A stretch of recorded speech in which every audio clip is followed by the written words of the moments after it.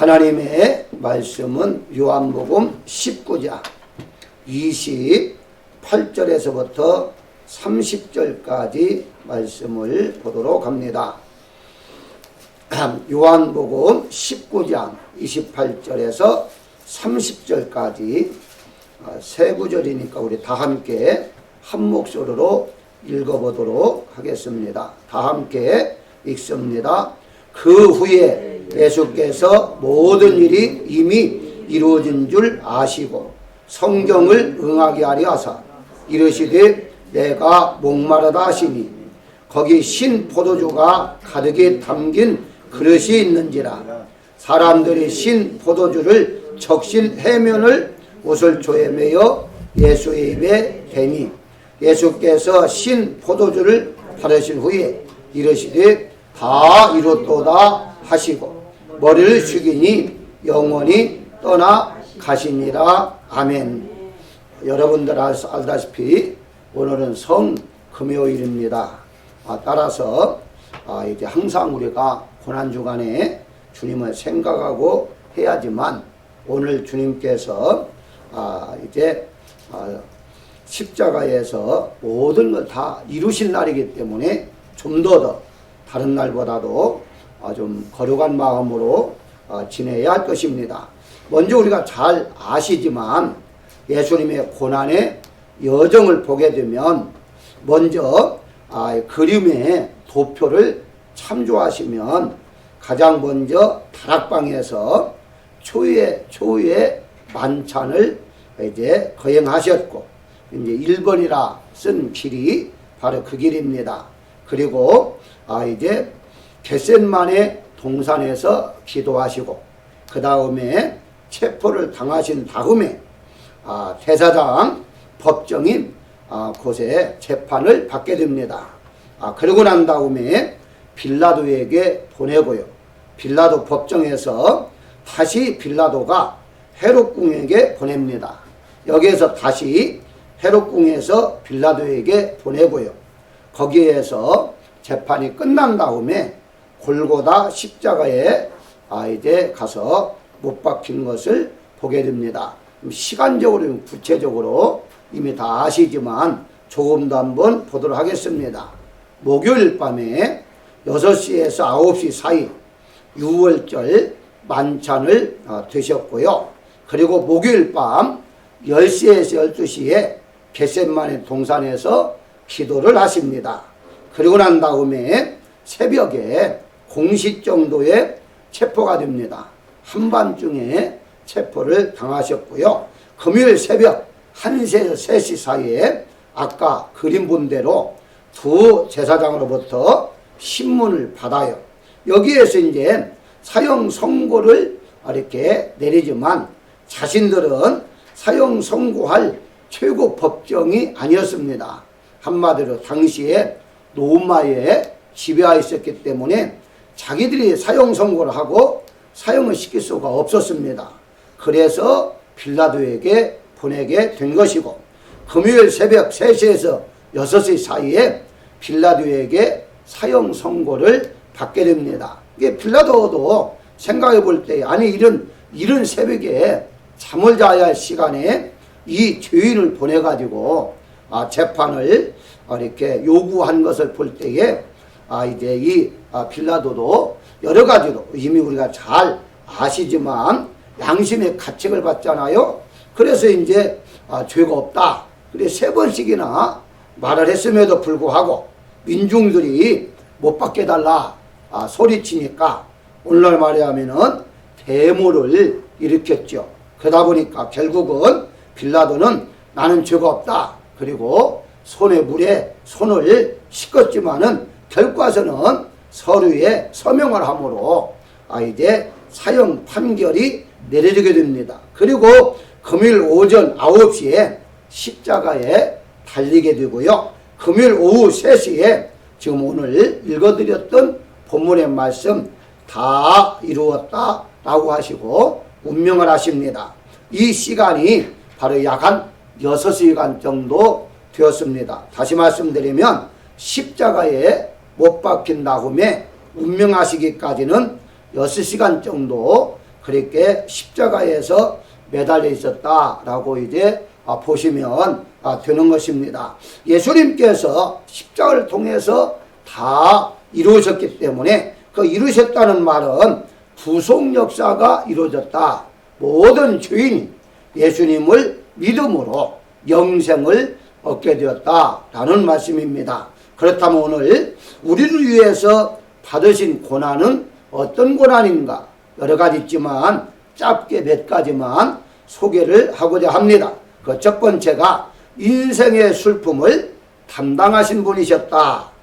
이사야서 53장 4절을 보게 되면 그는 실로 우리의 질고를 지고 우리의 슬픔을 당하셨거늘 이라고 말합니다.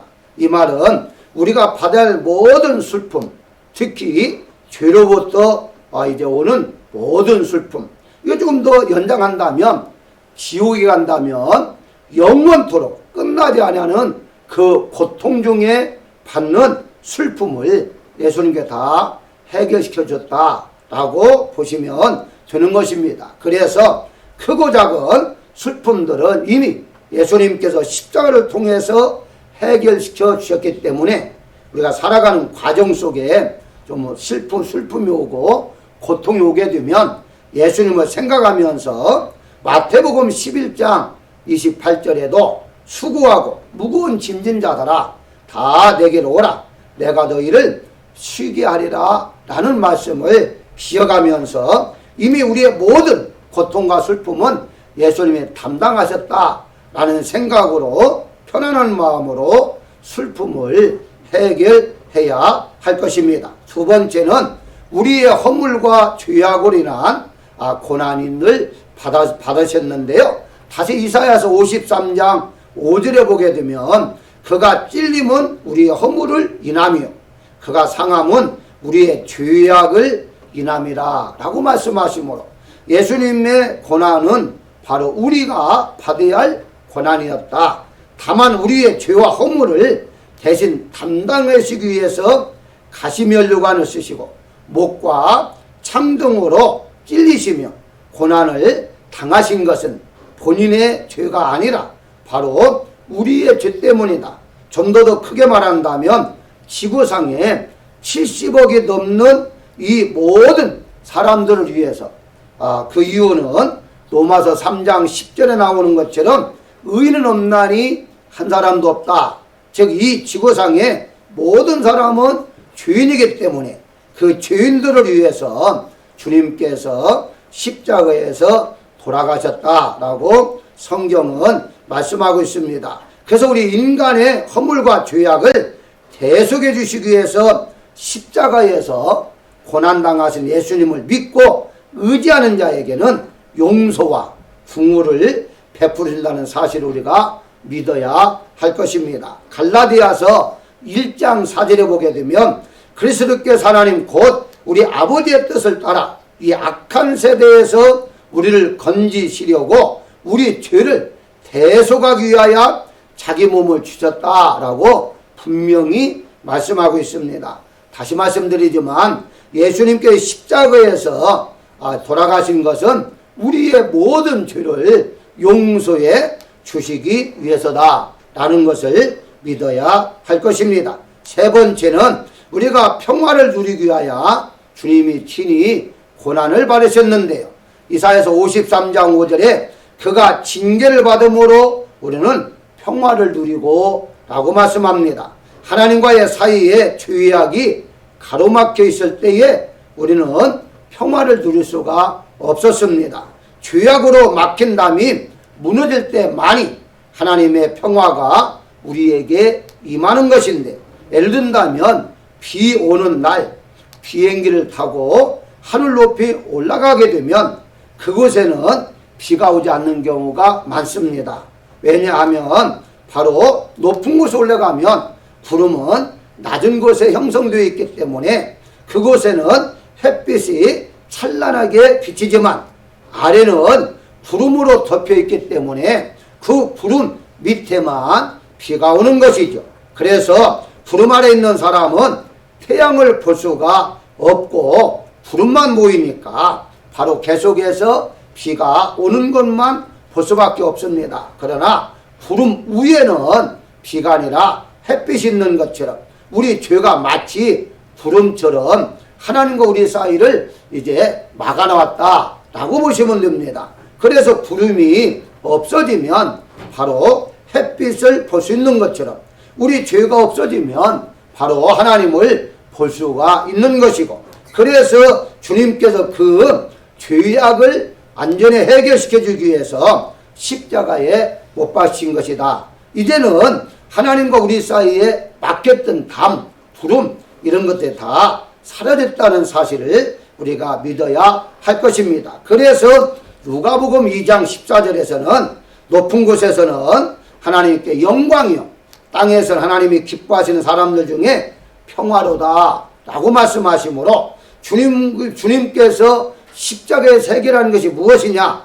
우리가 평안을 누리고 살아갈 수 있도록 우리에게 모든 이제 염려, 근심, 걱정들을 다 해결해 주셨다. 이렇게 이제 보시면 되는 것입니다. 마지막 네 번째, 우리를 치료해 주시기 위해서 주님께서 고난을 받으셨는데요. 이사야서 53장 5절에 보게 되면 그가 채찍에 맞음으로 우리가 나음을 입었도다 라고 말씀하고 있습니다. 여기에 나음이라는 말은 치료하다 라는 뜻입니다.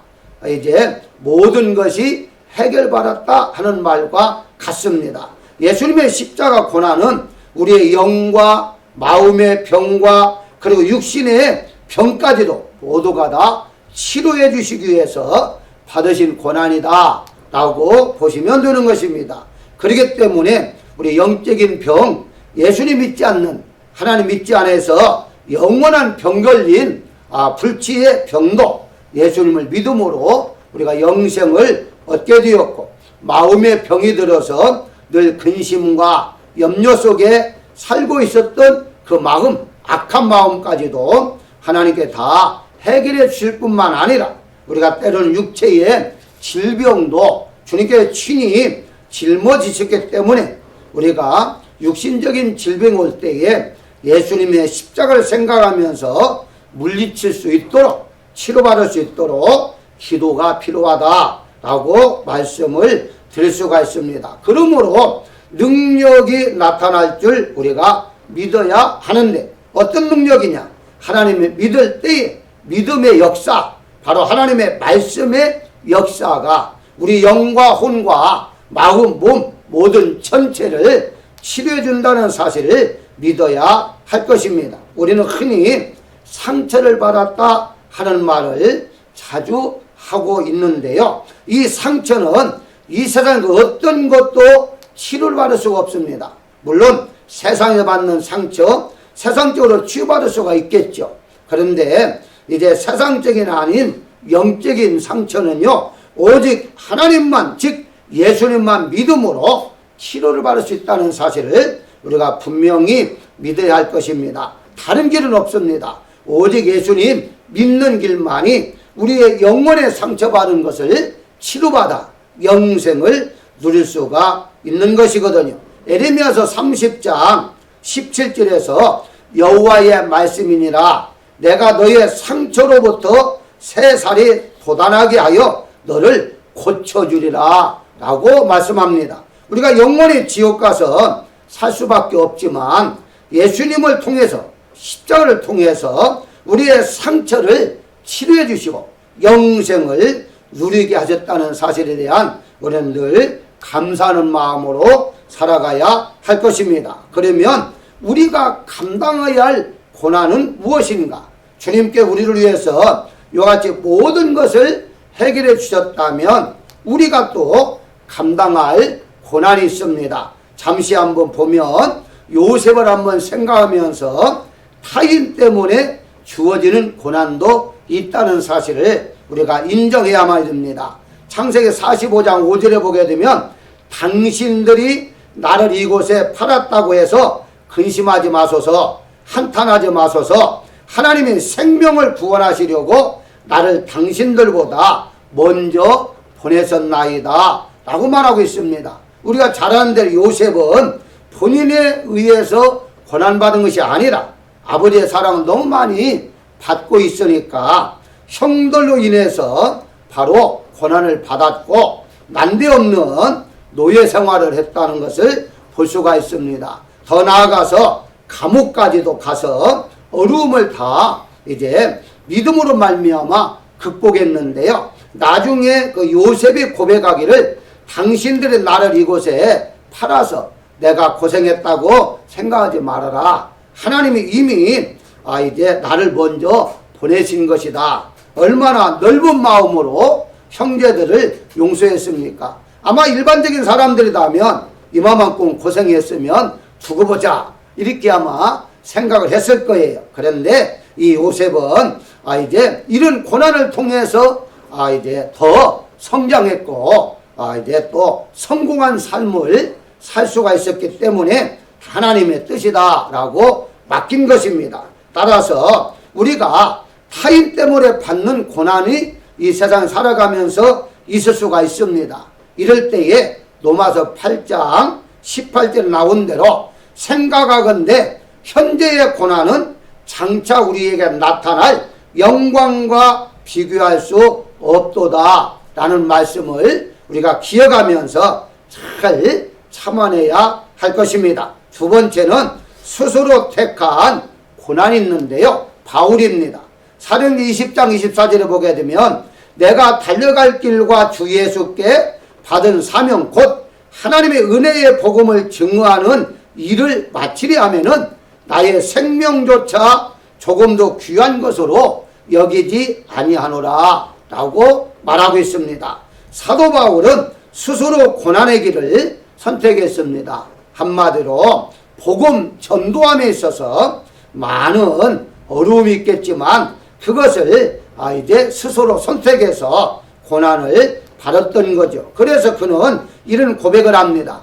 내가 고난을 육체에 채우노라 라고 말을 해요. 일부러 이제 선택해서 고난을 받은 인물이 바로 바울이었습니다. 그럼에도 불구하고 그는 디모데전서 1장 15절에 죄인 중에 괴소라 라고 고백까지 하는 것을 볼 수가 있습니다. 그렇게까지 생명을 던지면서까지 복음을 증거함에 있어서도 자기 자신은 계속해서 죄인이다. 더 깊이 들어가면 들어갈수록 나는 죄인이었구나 하는 것을 깨닫게 되었고 그게 바로 은혜였다. 그래서 은혜의 보좌에 더 가까이 갔다라고 보시면 되는 것입니다. 한마디로 우리가 은혜를 받으면 받을수록 나 자신이 보여지게 되고 내 자신이 보여지니까 더 큰 은혜라라고 보시면 됩니다. 내가 죄를 더 많이 범해서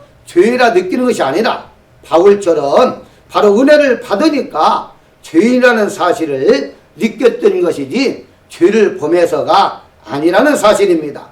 디모데후서 4장 8절에 이제 후로는 나를 위하여 의의 면류관이 예비되었으므로 주 곧 의로우신 재판장이 그날에 내게 주실 것이며 내게만 아니라 주의 나타나심을 사모하는 모든 자에게다 라고 말씀하시므로 이 세상에서 복음을 증거하다가 즉 예수님을 믿다가 받는 고난은 모두가 다 상급으로 채워줄 것을 믿어야 할 것입니다. 세 번째는 연단을 위한 고난이 있습니다. 대표적인 것이 욥입니다. 욥기서 23장 10절에서 그러나 내가 가는 길을 그가 아시나니 그가 나를 단련하신 후에는 내가 정금같이 나오리라 라고 고백했습니다. 때로는 우리의 신앙이 더 깊어지게 하기 위해서 하나님께서 우리에게 고난을 주실 때가 있습니다. 그것은 허용했다라고 말을 하죠. 마치 우리가 세상에서도요 어떤 한 단계로 올라가려면 시험을 치르는 것처럼 우리 또한 하나님 앞에 여러 가지 시험을 통과함으로 우리의 믿음이 더욱더욱 성장하게 되어지죠. 그래서 요번 마지막 42장에서 이제까지 하나님에 대하여 귀로만 들었더니 이제 눈으로 보나이다 라는 고백을 했던 것을 볼 수가 있습니다. 베드로전서 1장 7절에 너희 믿음의 확실함은 불로 연단하여도 없어질 금보다 더 귀하여 예수 그리스도께 나타났을 때에 칭찬과 영광과 존귀를 얻게 하려 함이라 라고 말씀하고 있습니다. 그렇습니다. 우리가 이와 같이 우리의 믿음에 성장하기 위한 고난도 있다. 마지막으로 자신의 죄로 인한 고난도 있습니다. 내가 잘못해서 실수해서 말씀대로 살지 않아서 받는 고난도 있습니다. 이 고난은 우리가 회개함으로 이 고난은 면제받을 수 있고 통과될 수가 있다는 사실입니다. 로마서 6장 23절에 보게 되면 주의 싹은 사망이요 하나님의 은사는 그리스도 예수 안에서 영생이라 라고 말씀하고 있습니다. 다시 말씀드리면 내가 실수해서 죄를 범한 것을 회개하지 않았을 때에는 바로 사망으로 이어질 수가 있다 라고 말하고 있습니다. 그래서 우리가 깨달을 때마다 회개하는 것이고 또 하나님께서 깨닫게 함으로 회개할 때가 있는데 그럴 때마다 우리의 회개를 통해서 우리의 모든 죄가 다 씻음을 받을 수가 있는 것이거든요. 예수님께 이 땅에 오신 것은 우리의 자본죄뿐만 아니라 원죄 모든 죄를 다 씻어주시기 위해서 이 땅에 오셨다라고 성경은 말씀하고 있습니다. 우리 모두가 다 죄인이기 때문에 죄성으로 인해서 우리가 죄를 범할 수밖에 없습니다. 그래서 회개의 은혜를 우리에게 주시는 것이죠. 오늘 또 이제 마지막 이렇게 금요일을 맞이해서 형편상 교회당에서 예배는 못 드리고 가정에서 예배를 드린다 할지라도 우리의 모든 고난, 예수님께서 받은 고난, 우리도 받아야 할 고난들 이걸 잘 달게 받아야 할 것입니다. 결론적으로 말씀을 드리겠습니다. 예수님께서 받으신 모든 고난은 바로 우리를 위한 고난이셨다. 우리의 모든 죄를 요한일서 2장 2절에 보게 되면 그는 우리 죄를 위한 화목제물이니 우리만 위할 뿐 아니요 온 세상의 죄를 위하심이라 라고 말씀하시므로 예수님이 우리의 모든 고난을 다 받으셨으니 우리는 기쁨이요 즐거움이요 행복이요 이제 넘치는 은혜의 시간을 우리가 가져야 할 것입니다. 이제 오늘까지 여러분들 이제 예배드리라고 수고가 많으셨습니다.